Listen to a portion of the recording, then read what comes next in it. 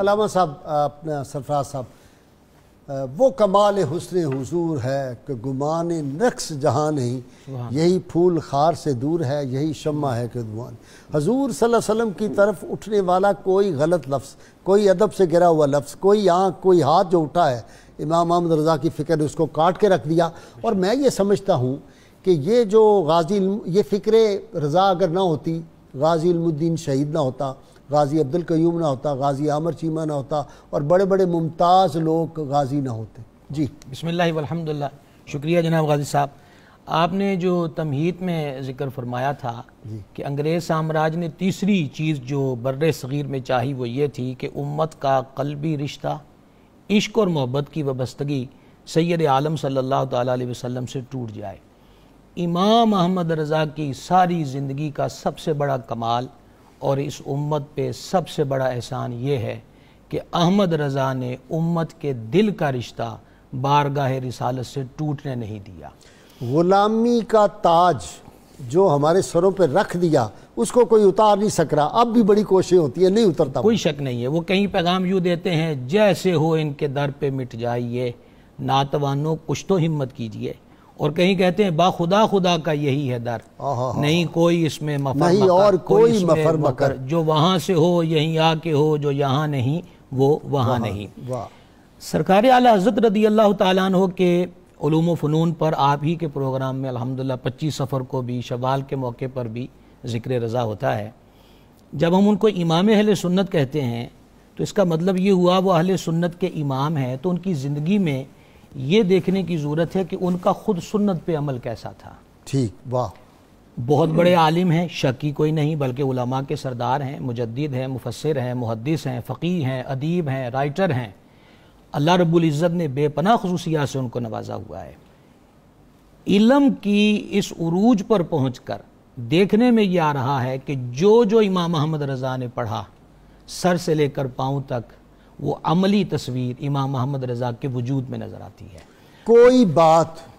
سنت کے خلاف آپ ثابت نہیں کر سکتے ان کی زندگی، نہیں ہو سکتی۔ جی اچھا جی، میں علامہ صاحب آپ کی کتھا کلامی، ہم نے تو ان کو نہیں دیکھا، ان کے بارے میں ہم نے پڑھا، بچپن سے سنا پڑھا ان کے بارے میں، بہت اللہ نے توفیق دی، بلکہ وہ ڈاکٹر تنولی کو میں بتاؤں گا جو تاریخی بات ان سے ہم نے حاصل کی ہائی کورٹ میں کھڑے ہو کے۔ ایک بات جو نظر آتی کہ یہ مولانا ابو داؤد صادق میں نے دیکھے، یہ ان کے یعنی شاگرد کے آگے شاگرد، آپ محدث اعظم پاکستان رحمۃ اللہ علیہ، کوئی بات ابو داؤد صادق کی آپ سب اتنی زندگی بھر کر سکتے کہ سنت کے خلاف ہوئی ہو؟ جی بے شک، آپ نے ان کی زیارت کی ہے، ہم نے اپنے شیخ کریم جو حضور محدث اعظم کے شاگرد ہیں، حضور سیدی پیر محمد عبدالرشید قادری رضوی رحمۃ اللہ علیہ سمندری شی والے، میں عرض یہ کرنا چاہتا تھا کہ امام اہل سنت فرماتے ہیں کہ فقہاء کرام نے لکھا ہے کہ وہ مفتی جس کی ذات کے ساتھ زمانہ وابستہ ہو، لوگوں کی حاجتیں وابستہ ہوں، اس کے پاس وقت نہ ملتا ہو تو فجر کی سنتوں کے علاوہ باقی سنتیں ایسے مفتی کو معاف ہیں۔ امام محمد رضا رحمۃ اللہ علیہ فرماتے ہیں یہ فقیر اپنے آپ کو اس حالت میں پاتا ہے، لیکن الحمدللہ آج تک سنت موقدہ ہو یا غیر موقدہ ہو، احمد رضا نے کبھی اپنے محبوب کی سنت کو ترک نہیں کیا۔ اس کی دوسری جھلک دیکھیے، 1921 کے اندر جو رمضان شریف آیا وہ مئی اور جون کا رمضان شریف تھا، آپ کی ظاہری حیات پاک کے آخری ایام ہے، نقاہت ہے، ضعف ہے، کمزوری ہے۔ شریعت مطہرہ یہ کہہ رہی ہے کہ اس ضعف کی حالت میں احمد رضا کو روزہ نہ رکھنے کی اجازت ہے، پر امام احمد رضا اہل سنت کا مفتی ہے، عالم اسلام کا مفتی ہے۔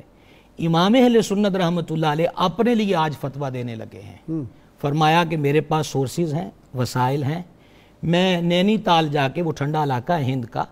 تو پہاڑی علاقہ ہے، میں آنے جانے کے اخراجات بھی اٹھا سکتا ہوں، وہاں قیام کے اخراجات بھی اٹھا سکتا ہوں، لہٰذا مجھ پر یہ ضروری ہے کہ میں وہ طویل سفر کر کے ٹھنڈے علاقے میں جاؤں اور ماہ رمضان شریف کا روزہ ترک نہ کروں۔ یہ ہیں امام اہل سنت رحمۃ اللہ علیہ کی شخصیت۔ اچھا، آپ سے ایک سوال ہوتا ہے جی کہ جناب کافی دن گزر گئے آپ نے کوئی جواب ہی نہیں دیا، تو سید اعلیٰ حضرت رحمۃ اللہ علیہ فرماتے ہیں کہ 12 ربیع الاول شریف کے بعد طبیعت میں اس قدر ضعف آیا کہ دروازے کے سامنے مسجد ہے، میں نے الحمدللہ اعلیٰ حضرت کا آستانہ بھی بریلی شریف میں دیکھا ہے، مسجد کی زیارت بھی کی ہے، تو فرماتے ہیں کہ دروازے کے سامنے مسجد ہے، 4 بندے مجھے کرسی پر بٹھا کر مسجد میں لے جاتے ہیں اور الحمدللہ جماعت کے سلسلے میں کبھی ناغہ نہیں ہوتا۔ اللہ، تو مرض کی حالت کے اندر بھی، ذوف کی حالت کے اندر بھی، اللہ، جبکہ ترک جماعت کی اجازت بھی شریعت دے رہی ہو، لیکن عالم اسلام کا مفتی اور 14ویں صدی کا مجدد وہ لوگوں کے سہارے کے ذریعے مسجد کے دروازے تک پہنچتے ہیں۔